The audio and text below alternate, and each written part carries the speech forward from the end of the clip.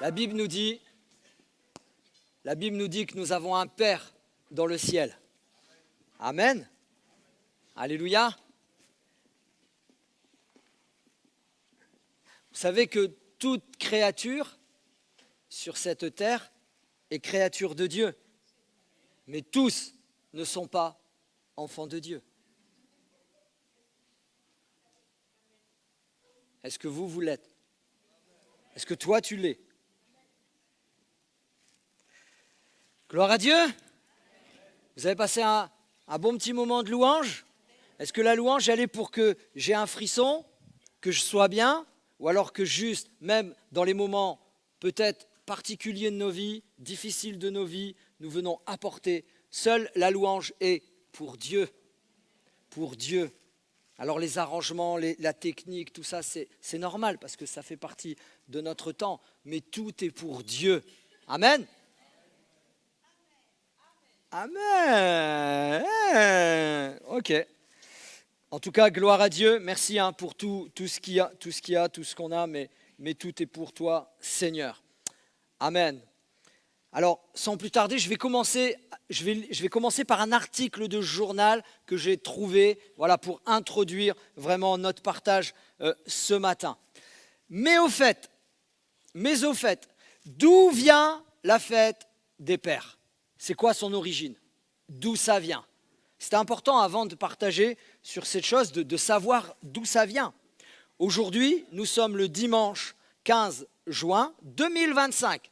On se rend compte que les années passent vite. Regardez pas la tête de votre voisin.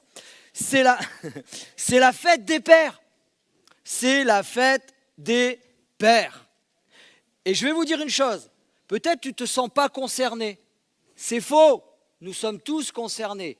Soit nous sommes pères, soit nous avons un père. C'est la fête des pères. Mais de quand date-t-elle et quelle est son origine? La fête des pères, contrairement à ce que l'on pourrait croire, n'est pas une tradition vieille comme le monde. Elle a une histoire assez récente. En réalité, puisqu'elle est née aux États-Unis, comme d'habitude, tout au début du XXe siècle. L'idée vient d'une Américaine qui s'appelle Sonora Smart Dodd, qui vit dans l'État de Washington. En 1909, alors qu'elle assiste, c'est intéressant, qu'elle assiste à un sermon pour la fête des mères. J'ai toujours dit que ça sert à toujours quelque chose d'aller à l'église. Ok. Après un sermon, elle est impactée, elle est touchée, mais un sermon spécifiquement sur la fête des mères. Ce jour-là, elle va à l'église, elle entend, c'est la fête des mères, elle attend un sermon sur la fête des mères. En 1909, c'est intéressant à noter la date, mais bon, qui existait déjà depuis un certain temps. Mais elle se pose la question, mais pourquoi est-ce qu'on ne célèbre pas aussi les pères? Les pères dites, oui c'est vrai, pourquoi on ne les célèbre pas? Ok, à moins que vous n'avez pas envie d'être célébré. Quel fardeau d'être père. Ok. J'ai l'impression, c'est une impression. Son père à elle, donc elle pense à son père. William Smart était un vétéran de la guerre de sécession. C'est un homme qui a connu la guerre, qui a vu la guerre. Mais au-delà de ça, qui était veuf également, et il a élevé 6 enfants. Je ne sais pas comment il a fait. Moi, je suis père, j'ai 2 enfants, mais merci Seigneur, j'ai une épouse. Parce que, amen, ouais, vous pouvez le dire. Et vous aussi, mes frères, j'espère que ceux qui sont mariés, ils sont heureux d'avoir son épouse. J'ai eu un ami au téléphone la semaine dernière qui me disait des choses épouvantables sur le mariage. Mais je lui dis non, le mariage est une bénédiction. Gloire à Dieu. Vous avez vu, mesdames, vous êtes aimés dans ce lieu. Il a élevé ses 6 enfants tout seul parce qu'il a perdu, très jeune, il a perdu son épouse. Et pour Sonora, c'était évident, il méritait d'être honoré lui aussi. Donc tout simplement, je continue l'article. Ni une ni deux, elle en parle autour d'elle. Et l'année suivante, en 1910, la première fête des pères est célébrée dans sa ville à bon bref, sur Mars, c'est peut-être sur Mars, c'est Spokane, voilà. Petit à petit, l'idée fait son chemin, mais ça prend du temps. Ça prend du temps pour que comment dirais-je, que ça atteigne le pays. Il faut attendre 1972, plus de 70 ans plus tard, pour que la fête soit officiellement reconnue aux États-Unis par le président en exercice Richard Nixon. 70 ans pour dire « Oh, peut-être que ça serait bien qu'on honore les pères ». Bon, ça c'est aux États-Unis. Mais en France, d'où ça vient? Pourquoi on en est arrivé là? Eh bien, il y a un verset qui dit « Rien de nouveau sous le soleil ». C'est pour du business, c'est pour gagner de l'argent. Je vous le dis. En France, mais qu'est-ce qu'il en est en France? En France, c'est une initiative commerciale. La fête des pères arrive bien plus tard. Et pour des raisons un peu moins sentimentales. La création de cet événement est d'abord une initiative commerciale. En 1950, rien de nouveau sous le soleil. Toujours du fric, plus du fric, encore du fric. La marque de briquet Flaminaire lance le concept avec un slogan. Nos papas nous l'ont dit. Pour la fête des pères, ils désirent tous un flaminaire. Un flaminaire, je ne sais pas si ça existe encore aujourd'hui, c'est un briquet. Rien de plus terrible. Aujourd'hui, on nous tuerait pour une pub comme ça, et je dis oui, mais tout simplement, c'est une idée commerciale. L'idée est clairement de vendre plus de briquets à l'approche de l'été, une période creuse commerciale pour la marque. Une fête fixée au 3e dimanche de juin. Nous réalisons, c'est ce qui s'était dit, nous réalisons 50% du chiffre d'affaires en 1950, de la fin août jusque Noël. Et Noël, il gagne 50% du chiffre d'affaires annuel. Donc ils se sont dit, on a des pertes, on va créer quelque chose. Ils ont entendu parler de la fête des pères aux États-Unis. Ils ont dit, nous, on va l'implanter ici pendant notre période creuse. On va faire un slogan, on va faire de la pub. À l'époque, pas d'Internet, pas ça, mais il y a les journaux. Et on va faire de la pub. Et tout le monde va acheter notre briquet pour une soi-disant fête des pères. On va mettre les pères... Non, on va faire crever petit à petit les pères avec un briquet. C'est vrai. Si tu fumes encore, sois béni, mais tu dois le déposer. On va t'aider, on va prier pour toi. Il faut abandonner la cigarette. La cigarette, ce n'est pas moi qui le dis, c'est le paquet lui-même, ça tue. OK? Bon, on continue sur notre fête des pères. Tout simplement, ils avaient réalisé, et effectivement, la formule marche, elle se répand. Et en 1952, la fête des pères est officiellement instaurée en France, fixée au 3e dimanche de juin, comme aux États-Unis. Mais ce n'est pas grave, ça. Même aujourd'hui, même si l'origine est commerciale chez nous, ça reste pour beaucoup une occasion de marquer le coup. Un petit mot, un petit cadeau, un repas en famille. Tout est bon pour remercier nos papas. Alors ce matin, bénissons tous les papas dans cette salle. Si tu es père, sois béni mon frère, sois béni. Amen. Remercie. Alors moi je suis là, il faut savoir que je vois tout. Il y a des gens, il faut. Wow, chaque chose en son temps. Le Seigneur le sait. Je ne me serais pas permis de me mettre devant vous et dire on va penser au papa terrestre, qu'au papa terrestre. Non, mais je crois que le Seigneur peut être fier de nos papas terrestres. Osez un amen. Alors s'il vous plaît, tournez-vous vers un ou deux papas et dis-lui, je suis content de te connaître, le papa 2. Voilà, sois une bénédiction.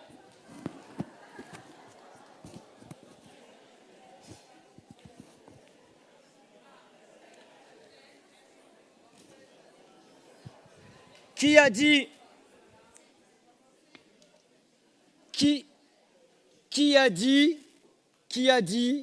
que être père, c'est simple? Être père, c'est simple, c'est faux. c'est une lourde responsabilité, c'est une marque, c'est terrible, mais c'est une grâce également. On va voir 2 points. Et ce matin, j'avais à cœur, et ce n'est pas évident parce que j'ai trouvé plein de documentation, plein de fournitures, de choses à communiquer. Il faut faire le tri dans tout ça. Ce matin, bien sûr, on va parler, l'intitulé de la prédication du message, c'est Père. Père. Le mot tout simplement Père. 2 points. Père, être Père selon la Bible, et Dieu est notre Père. Donc je rassure les mains qui ont fait ça, bien sûr que nous pensons à Dieu qui est notre Père. Mais pourquoi est-il notre Père? Quand on parle du Père, désolé parce que, comme je l'ai dit, effectivement, on met les pères à l'honneur et puis comme je l'ai dit, c'est pas facile d'être père, mais c'est en même temps une bénédiction et on met les pères à l'honneur. Mais on est tous concernés parce que quand on parle du Père, qu'est-ce que cela évoque chez toi? Qu'est-ce que cela remonte? Qu'est-ce que cela remonte ici à la surface? Alors, je vous assure, hein, j'ai essayé de diversifier un peu les choses. Pour les uns, ce sera, qu'est-ce qui va monter ce matin? De l'amour, de la joie, des beaux souvenirs, de la patience. Oui, je sais qu'en tant qu'enfant, il faut être patient envers son père. Un modèle, un exemple. De la nostalgie, ça peut l'être, à son souvenir, c'est normal. Ou, pour d'autres personnes, ça peut être également de la tristesse, de la frustration, peut-être même de la colère, voire même l'abandon. Mais la Bible dit que même si une mère a abandonné son enfant, ton Père céleste jamais ne t'abandonnera. Alléluia! Donc je sais, pardonnez-moi, il y a un peu peut-être d'émotion, de la nostalgie, de l'amour, de la pensée, de la colère ou autre chose. Mais c'est important, parce qu'à chaque fois qu'on parle du Père, on va pas faire comme si que ces choses-là n'existaient pas. Et vous savez, un peu les mettre sous le tapis, non.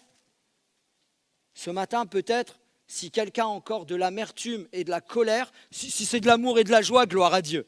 Si c'est un souvenir nostalgique, mais un bon souvenir, que l'Éternel soit béni. Alléluia.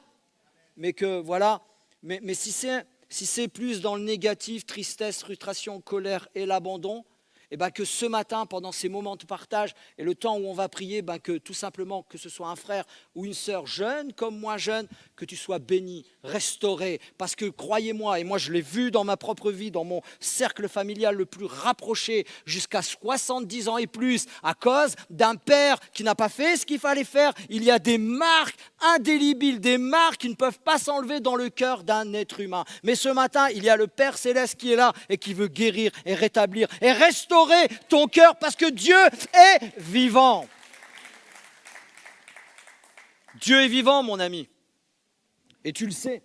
Mais voyons, Père humain, que nous sommes, les uns et les autres. Être Père selon la Bible. J'ai trouvé qu'un seul verset qui pourrait, en tout cas, me correspondre et que Dieu me regarde et me dit « Et vous, Père, n'irritez pas vos enfants, mais élevez-les en les corrigeant. » Donc, attention, corrigeant. Vous voyez ce que je veux dire? Voilà. Et en les instruisant selon le Seigneur. C'est ça la lourde responsabilité. Et ça me parle à moi. Père, n'irritez pas vos enfants, parce que vous savez quoi? Ceux qui ont eu un père négatif ou absent ou tout ce que vous voulez, ceux qui ont eu un père plein d'amour, plein de joie, plein de bonté, avec leurs défauts bien sûr, hein, mais vous savez, ça on les efface vite. Mais ceux qui ont eu un père plutôt difficile, compliqué, etc. Je sais, il y a une phrase que nous nous sommes tous dit, jamais je reproduirai la même chose. Mais chasse le naturel et il revient au galop. Et malheureusement, consciemment ou inconsciemment, nous reproduisons la même chose. C'est pour ça que je dis, Père, ça me parle parce que tout simplement, c'est quand tout va bien, etc. Et puis à un seul coup, il peut y avoir quelque chose à la famille, les enfants, il y a les circonstances de la vie. Vous savez que les circonstances de la vie, notre quotidien joue énormément sur nos réactions face à une situation qu'à la situation elle-même. Ok. Colossiens, lisons le deuxième tout de suite. Colossiens 3, verset 20. Père, n'irritez pas vos enfants de peur qu'ils ne se découragent.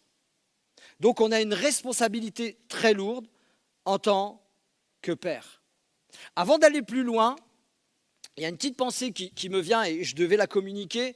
Il y a aussi, et je veux aussi les mettre à l'honneur, même si, voilà, parce que je crois qu'il faut vivre avec son temps. D'accord? Attention, je ne vais pas vous emmener là où vous ne voulez pas aller, hein, il n'y a pas de problème.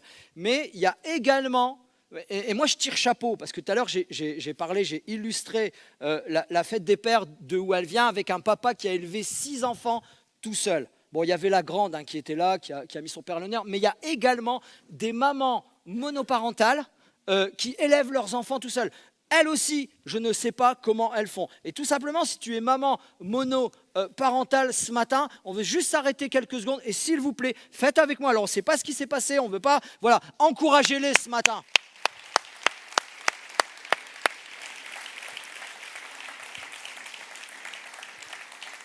Parce que comme je vous l'ai dit, moi personnellement, j'en ai que 2. Hein. Si j'avais pas mon épouse, je serais dépassé par bon, il y a l'éducation, il y a les choses, il y a les machins, bon, il y a plus les couches, hein, mais par le temps qu'on vit aujourd'hui et des mamans qui ont 1, 2, 3 enfants, peu importe les circonstances qu'elles ont traversées, etc., elles doivent assumer le rôle de mère, mais en même temps le rôle de père. Que Dieu les bénisse ce matin. Donc allons plus loin. Père, techniquement, ce mot renvoie aux parents de sexe masculin, techniquement. Mais il était aussi utilisé pour les parents en général, puisque Paul a précédemment fait allusion aux 2 parents dans Éphésiens chapitre 6, versets 1er à 3. Il est probable qu'ici aussi, donc dans le texte qu'on vient de lire, « Père, n'irritez pas vos enfants », il avait les 2 à l'esprit, mais il est écrit « Père ». Le même mot est utilisé pour désigner les 2 parents de Moïse. On retrouve cela dans Hébreux. N'irritez pas. Dans le monde païen où vivait l'apôtre Paul, ainsi que dans maintes foyers juifs, les pères régnaient sur leur famille en exerçant une autorité dominatrice et rigide. C'était l'époque où l'apôtre Paul vivait. Et il connaissait, puisqu'il était issu lui-même d'un foyer juif et en plus pharisien. Donc il y avait des règles dans leur piété, qui avaient des règles énormes, 317 commandements. Les désirs et le bien-être des enfants et des épouses étaient quantité négligée. L'apôtre affirme vigoureusement ici que l'autorité d'un père qui se dit chrétien, qui est enfant de Dieu, sur ses enfants, cette autorité sur ses enfants ne devrait pas l'autoriser à imposer des exigences et des restrictions exagérées. Il faut la part des choses. Car cela risquait de plonger les enfants dans la colère. Vous savez, la colère, c'est pas je me mets en colère, vous voyez ce que je veux dire? Et puis il y en a, quand ils se mettent en colère, soit ils cassent tout, soit ils s'en vont. Non, la colère, c'est un état d'esprit, c'est quelque chose qui est à l'intérieur et qui peut, au début, c'est une petite pincée d'amertume, et puis la colère, elle peut grandir et elle peut faire de cette personne une personne terrible pour les autres, mais terrible pour elle également, parce que la colère détruit. C'est pour ça que le Seigneur nous dit ne reste pas sur ta colère. Il ne dit pas ne soyez jamais en colère. C'est pas vrai. C'est quasi impossible puisque nous sommes encore charnels. Je n'ai pas dit que nous désirons la chair. Nous sommes encore dans notre corps de chair. Quand serai-je délivré de ce corps de mort? Mais revenons à nos pères.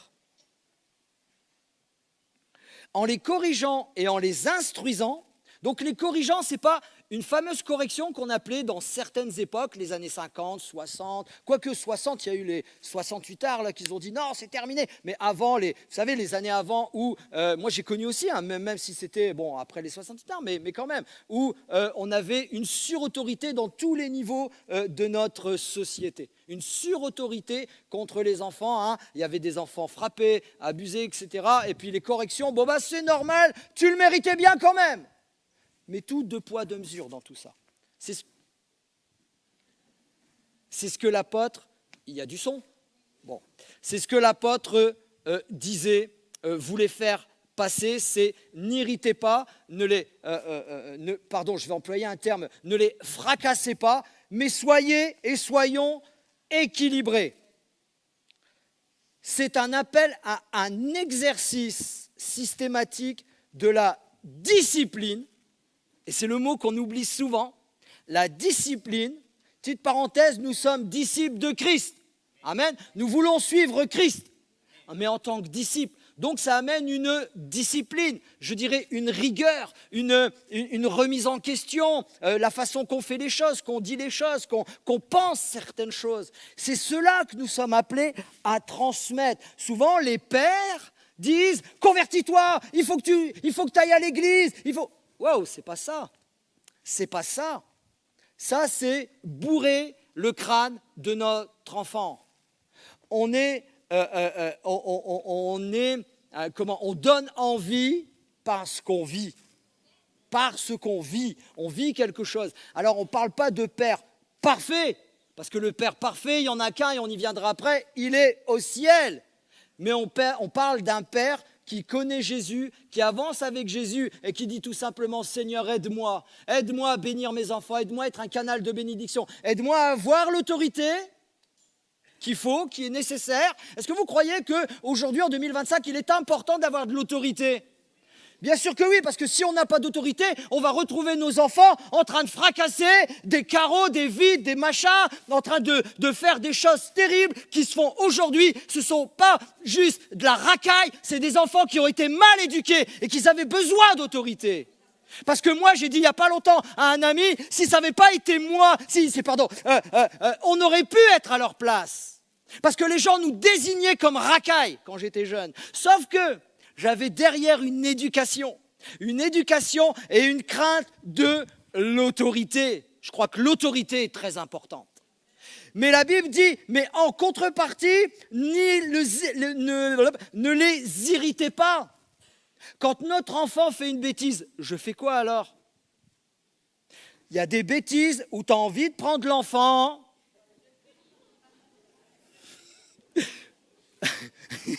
Faites aller votre imagination, je ne vais pas me mouiller là-dedans. Il y a des bêtises où tu as envie de prendre l'enfant. Amen. Il y a une dame qui a dit le punir, effectivement. Mais je le punis en fonction de quoi ? En fonction de mon laxisme que j'ai accumulé pendant des années parce que la société me dit « t'as même plus le droit à la fessée ». Nous, c'était une religion à notre époque, la fessée. C'était genre, t'as fait une bêtise, tu sors voir tes potes et tu dis bah, « je me suis pris une belle ». Allez, on recommence. C'était une religion, c'était une tradition, pardon. Vous êtes d'accord avec moi ? Je ne dis pas qu'il faut revenir à la fessée, c'est pas ce que je dis. Mais de temps en temps quand même, ça remue le sang. Pardon, je parle pas. Vous voyez, la langue maternelle revient quand on est en colère. Non, je ne suis pas en colère. Donc, l'équilibre.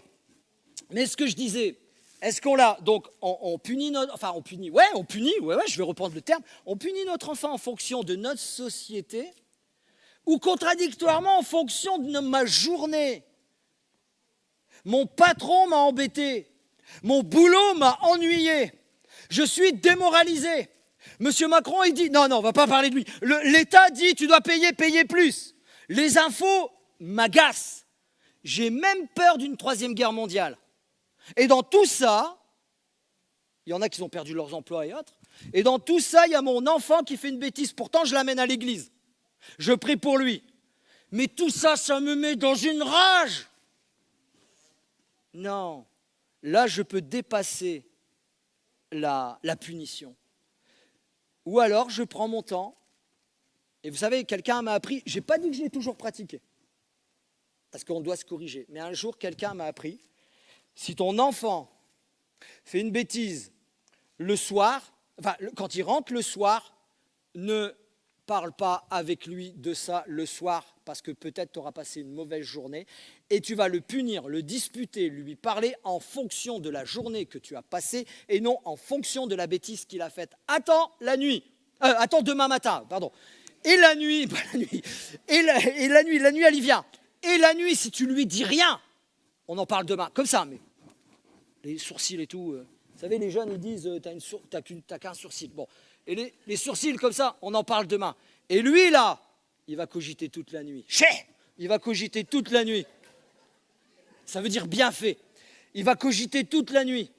Là, c'est pas grave. Demain, t'as fait une bêtise. T'assumes la bêtise.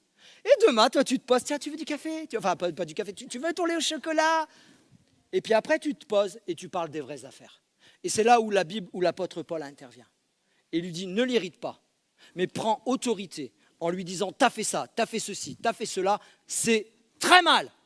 Voici la punition. Plusieurs fois, j'ai repris mes enfants, ils m'ont dit, alors, des fois, ça n'a pas été tout le temps comme je viens de le citer, parce que ça, c'est l'idéal. Mais après que tu as sermonné, tu as bien dit les choses, parce que ça m'est arrivé aussi de le faire bien, et puis quand tu as bien exposé les choses, eux, ils sont là, et puis, en eux-mêmes, hein. Waouh, c'est beau, il est calme, en eux. Il est tranquille, il dit rien. C'est bon, je peux y aller? Oui, mais attends, il y a la punition. Eh ben non, c'est bon, tu viens de les... Tu as exposé les choses, mais il faut punir. Il faut infliger en fonction de la punition. Moi, j'ai déjà puni 1 semaine de portable. Et moi, je danse dans la maison comme ça. C'est génial, un ado sans portable pendant 1 semaine. Alléluia! Bon, allez. Mais quand tu infliges une punition, quand tu donnes ton verdict, au fait, c'est toi le juge à la maison. Hein. Et il y a l'avocat général, ce n'est pas l'avocat de la défense, il n'y en a pas. Il n'y en a pas à la maison de l'avocat de la défense. Arrêtons, il n'y en a pas. Moi, j'ai désigné mon épouse comme l'avocat général. Vous savez ce que c'est l'avocat général? C'est le procureur. C'est celui qui accuse. Et moi, je suis le juge. C'est une image, les amis. Je mets ça dans un bain de rigolade. Mais la punition qui est prononcée, elle ne doit pas être comme notre État aujourd'hui, où tu as 6 mois de prison parce que tu as pété quelqu'un qui travaillait, tu as pété son magasin, tu as pété sa voiture. Il faut pas de sursis. Je ne suis pas en train de parler politique, hein, mais c'est dans nos foyers. Parce que combien de personnes, ils disent à leurs enfants, attention, je compte jusque 3, et à compter jusque 1000, il n'y a rien fait. Je vous promets, mes enfants, ils sont grands maintenant, parce qu'il y a même le plus petit qui est plus grand que moi de taille. Bon, il ne faut pas grand-chose, mais quand même, je compte 1. Ah, vous rigolez même plus, vous voyez, je compte jamais jusque 3, parce qu'ils le savent.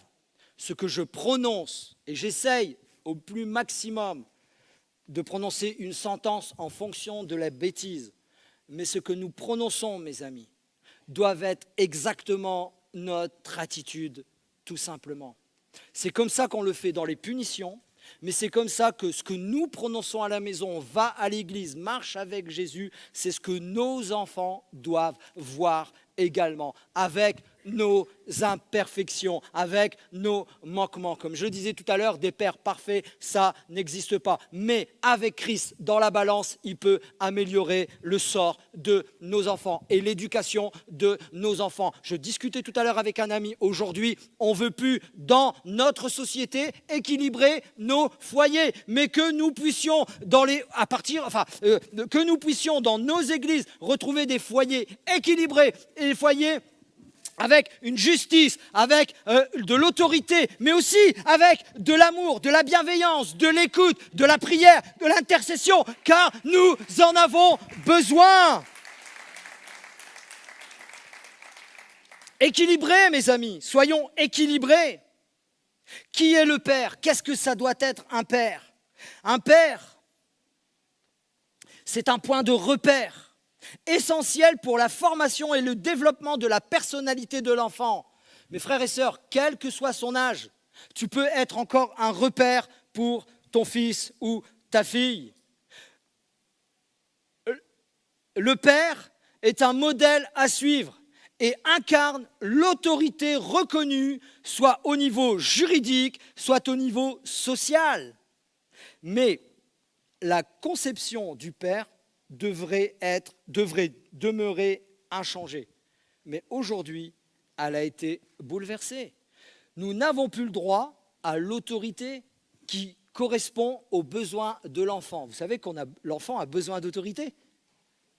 Comme nous avons besoin de l'autorité du roi des rois, de notre Père céleste.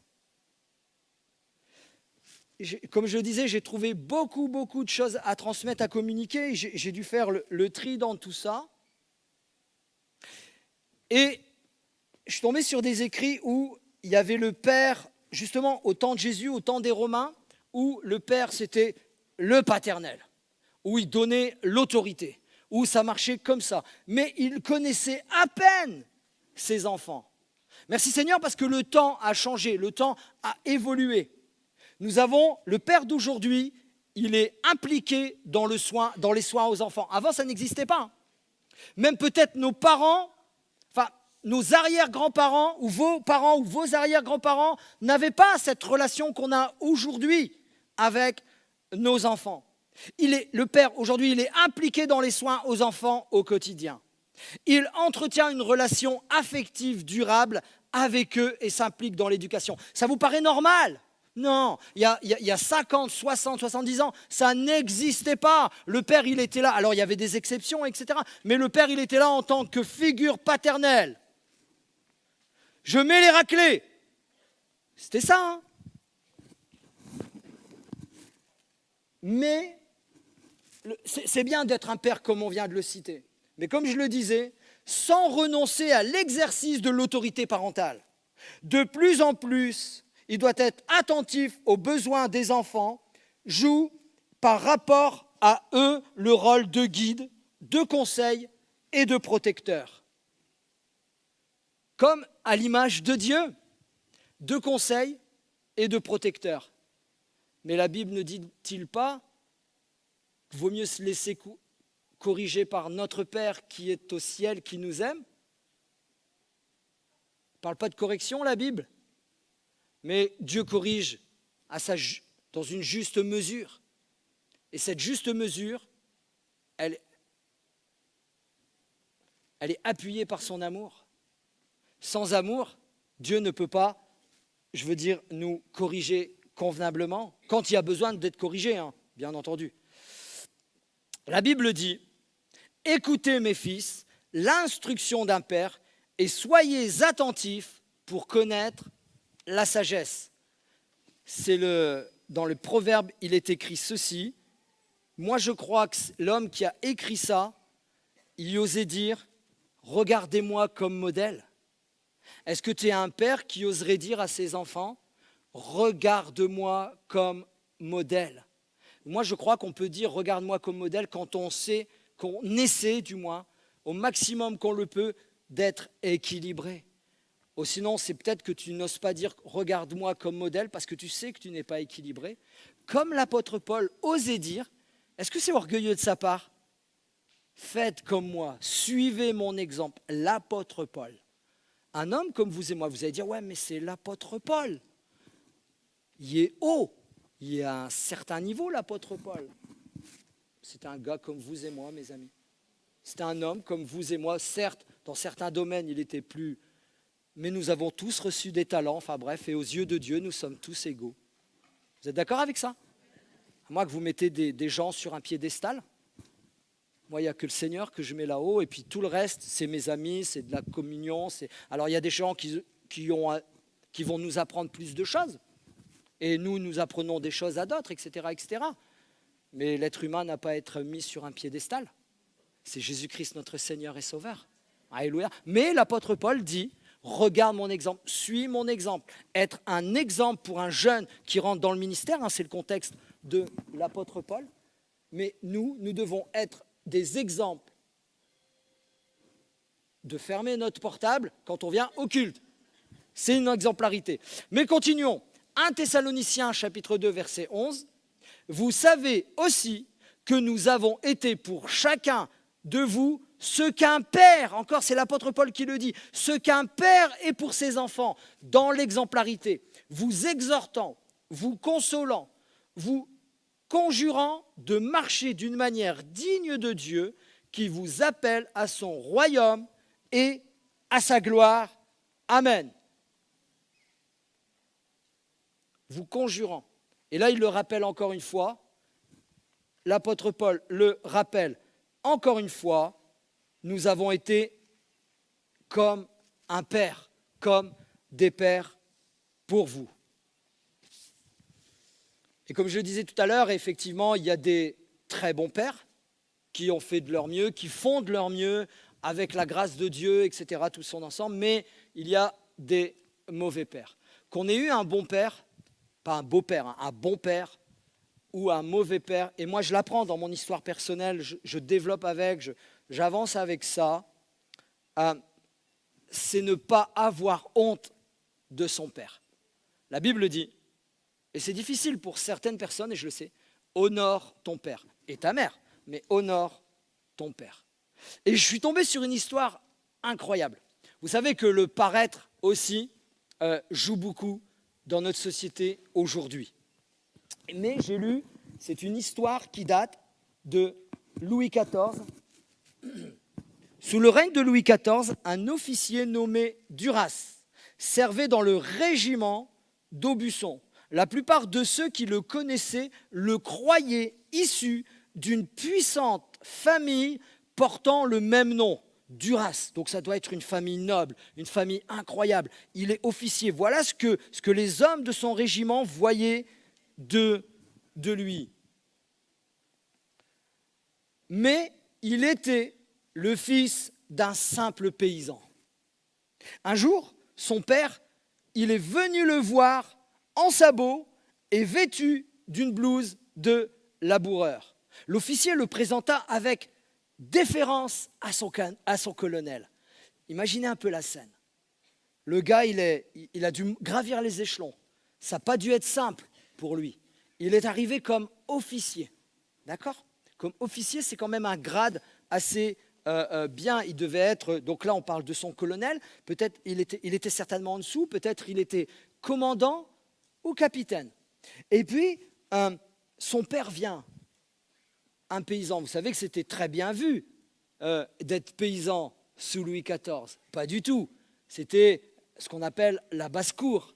La basse-cour, c'est un mot qui vient du Moyen-Âge, peu importe, et c'était vraiment le bas de l'échelle. Et son père vient, il n'a pas eu honte de lui. Il a pris, j'imagine la scène, il l'emmène vers son colonel et il lui présente son père avec fierté. Et ça, c'est hallucinant. Et le roi Louis XIV en personne l'apprend.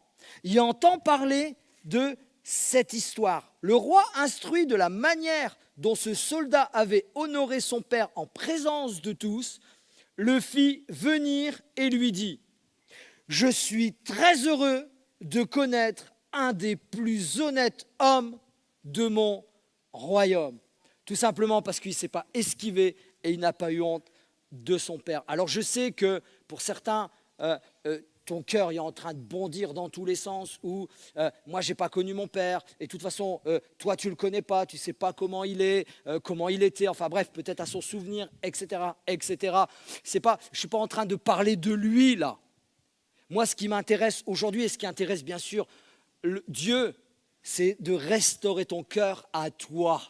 Parce que lui ne changera jamais. Lui, peut-être, il est mort comme ça, etc. Enfin bref, pardonnez-moi de mettre ça, la carte sur table. Mais moi, je prie ce matin en disant, Seigneur, ton Saint-Esprit, il est là, il vit en nous, il vit dans les frères et les sœurs qui ont souffert d'un père, qui n'ont pas été encore guéris. Vous savez, il y a des gens qui ont souffert d'un père, mais qui ont été guéris. Mais là, je parle à tous ceux qui n'ont pas encore été guéris, que ce matin, par l'action du Saint-Esprit, vous puissiez recevoir une véritable guérison et restauration d'abandon, de paroles de colère, de mort, de ces paroles de malédiction, et que tout cela soit brisé et que vous soyez restaurés ce matin. Au nom de Jésus, que l'Église ose dire un grand Amen ce matin.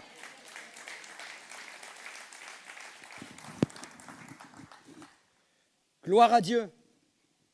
Gloire à Dieu. N'ayons point honte de notre propre Père. Honore ton Père et ta mère. Je vais dire ceci, nos pères, quels qu'ils soient, enfants de Dieu ou pas, ils font de leur mieux. Et vous allez voir la suite. Ils font de leur mieux. Ton père a fait de son mieux avec ce qu'il avait. Un jour, Sylvie m'a dit une phrase incroyable. Et pourtant, on le connaît, etc. Mais ce jour-là, ça fait un impact sur ma pensée. On ne peut pas te donner... Bon, allez, je vais être cash, ça ne sera pas vu. Il ne peut pas te donner ce qu'il n'a pas reçu. Il ne peut pas te donner ce qu'il n'a pas reçu. Et c'est une vérité. On croit qu'on peut donner aux autres ce qu'on n'a pas reçu. C'est ça d'être un modèle pour nos enfants. Mais pour cela, il y a quelque chose qu'il faut que nous fassions, c'est aller chercher, recevoir et donner. Ne négligeons pas cela. Et en plus de ça, pour certains pères, ils n'ont pas le Christ. Ils n'avaient pas le Seigneur dans leur cœur. Ils ne marchaient pas avec Dieu. Parce que même quand on marche avec Dieu, c'est pas facile d'être père. C'est facile pour tout le monde? C'est facile pour vous? Ok, mes pères. Mais la bonne nouvelle, c'est que le Dieu créateur des cieux et de la terre est notre Père, est ton Père. Alléluia.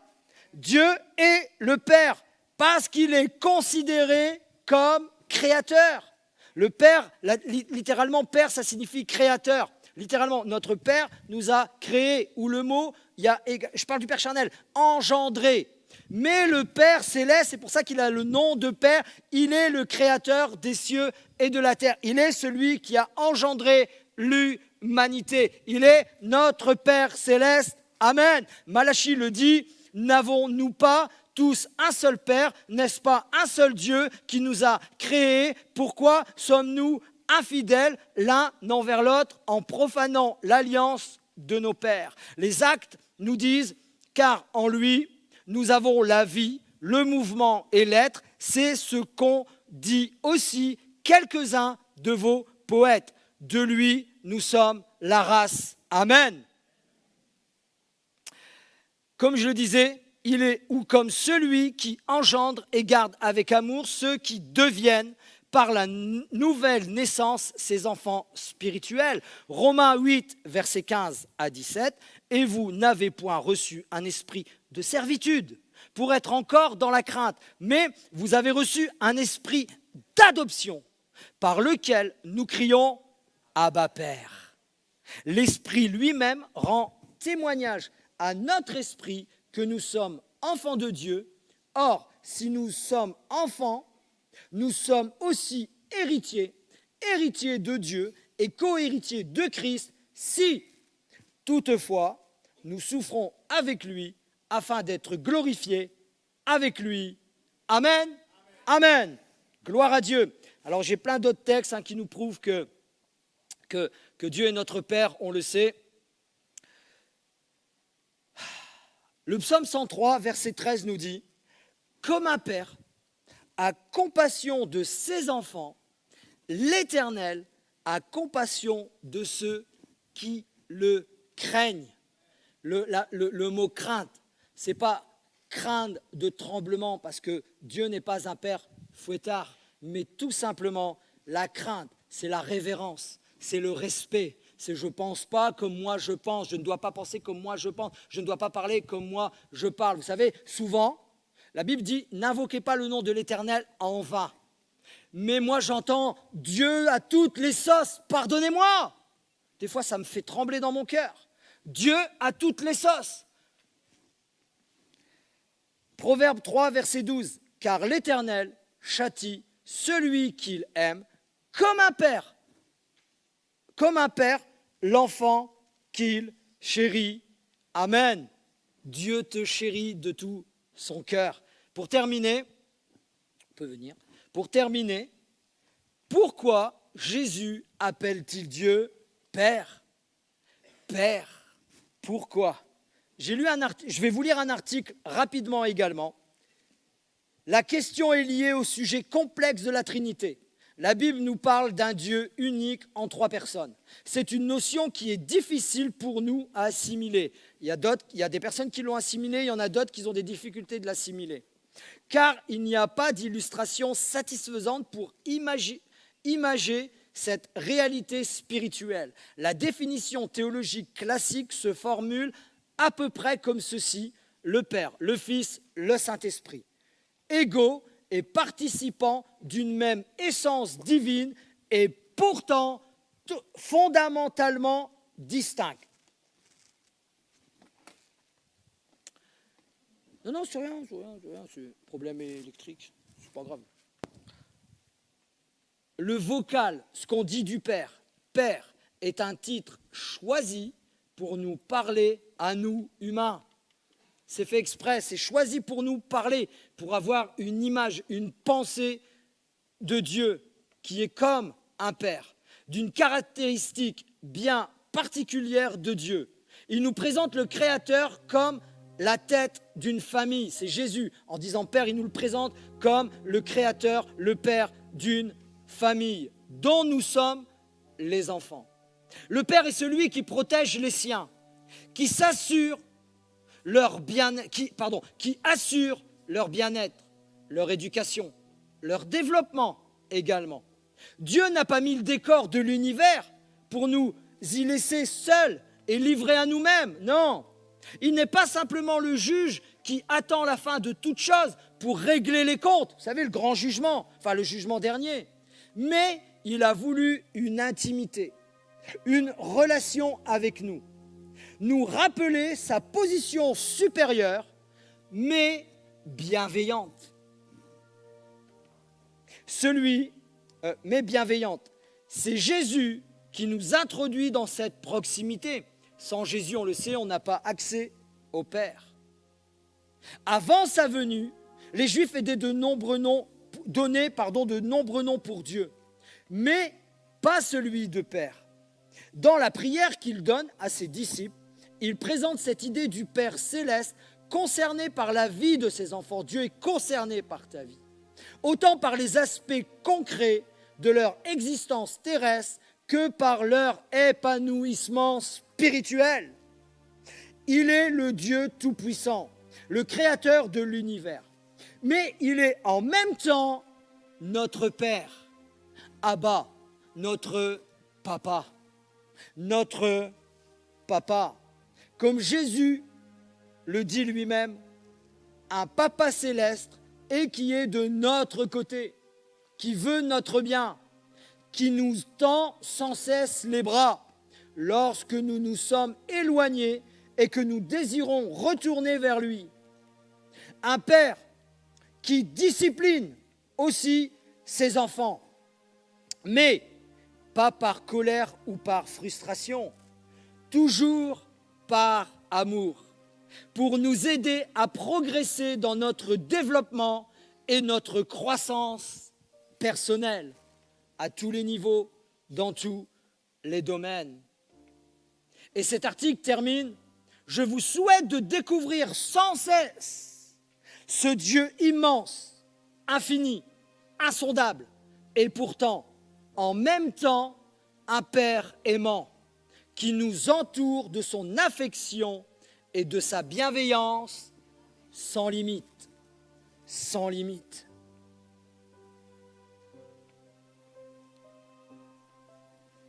Et c'est ça qui est extraordinaire. Jésus a appelé son Père Père par soumission, parce qu'il s'était fait homme, il était homme à ce moment-là. Et je vais terminer par cette note. Un jour, Philippe vient à lui, il lui dit « Montre-nous le Père. Montre-nous le Père. » Et bien sûr, Jésus répond, toute une phrase, mais je vais juste lire ce qu'il a dit. « Celui qui m'a vu a vu le Père. » Celui qui m'a vu a vu le Père. Alors ce matin, ayons un temps de révérence. Ayons un temps où nous allons nous tourner vers le Seigneur, où nous allons dire « Père, Père, nous sommes là devant toi. » Est-ce qu'on peut se recueillir un instant? Est-ce qu'on peut soit se mettre debout, assis, peu importe, je ne demande pas, voilà, comme vous voulez, mais qu'on ait un temps vraiment de recueillement. Un temps où nous allons nous connecter avec notre Père Céleste, bien-aimant, bienveillant, plein d'amour, plein de grâce, mais qu'aussi qu'il y a une certaine discipline pour ta vie. Il ne veut plus peut-être certaines choses dans ta vie, dans nos vies, dans ma vie. Certaines, peut-être il ne veut plus que tu sois lassé, il ne veut plus que tu sois en colère, il ne veut plus que tu souffres.